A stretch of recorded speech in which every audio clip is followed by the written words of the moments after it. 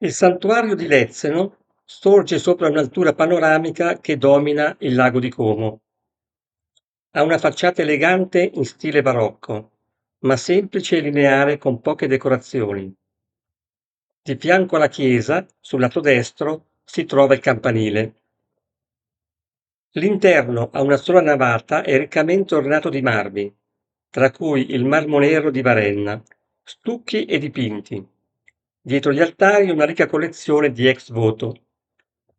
Il santuario è circondato da un grande piazzale al quale si accede mediante due scalinate.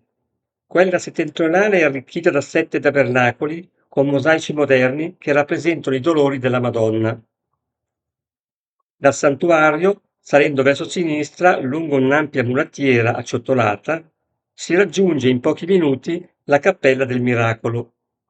Questa cappella è stata edificata nel 1888.